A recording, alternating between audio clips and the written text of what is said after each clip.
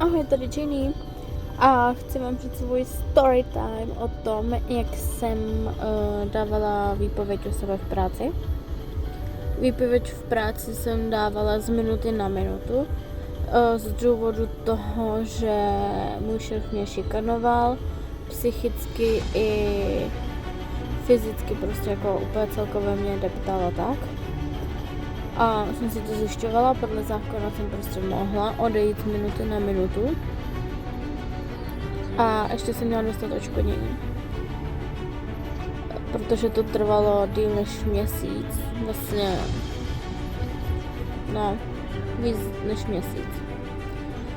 Tak jsem, a měl mi dát zápočtový list. Zápočtový list mi nedal druhý den ani. A podle zákona vám ho má vystavit ten den, anebo druhý den maximálně. Ani ten mi nedal. Nechtěl mi podepsat ani výpověď. Nepodepsal mi výpověď. A vlastně já jsem to řešila teda přes úřad práce, ty mě poslali do háje s tím, že já si to mám vyřídit.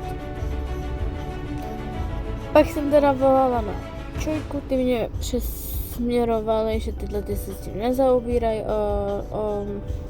já nevím teď, jak se to jmenuje, správa zaměstnanců nebo něco takového. To mě taky poslali do háje, že dokud se nedomluvíme, nebo nebudu mít v ruce zápočtový list a nebo výpověď. A jim říkám, jako, jak mám dostat zápočtový list nebo výpověď, když ani jedno mi prostě nechce dát. Tak jsem volala na policii, protože to bylo z důvodu toho, že on si myslel, že mu tam kradem. Tak jsem mu řekla, že OK, volám na policii, volala jsem na policii a říkám, máš důkazy? Pojď s nimi na policii, protože celou dobu mi tvrdil, že mám důkazy. A já, OK, tak jdem na policii, já se nemám čeho bát, já mám svědomí čistý. Jdem prostě na policii, ty mu ukážeš ty důkazy tvoje a prostě necháš mě. Prostě odejít, dáš mi zápočtový list, dáš mi OK, prominu ti neproplacenou dovolenou, ale prostě zaplatíš mi ty 2 měsíce výpovědní. No, takže prostě chci říct, že prostě, když se vám něco takového stane, tak prostě nemáte u nikoho jakoby podporu. Ani úřad práce vám nepomůže, ani ČOIka, policie, nikdo vám nepomůže. A dopadlo to tak, že já musím odejít dohodou a 2 měsíčku, takže jsem tam do 28. února.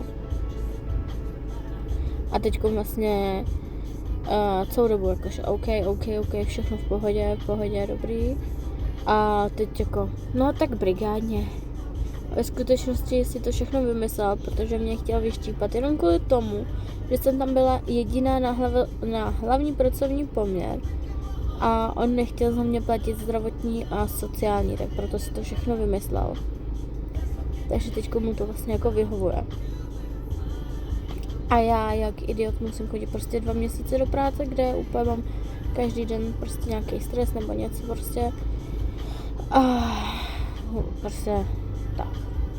A jestli se vám někomu něco stalo podobného, tak mi to napište do komentáře nebo do zprávy nebo tak.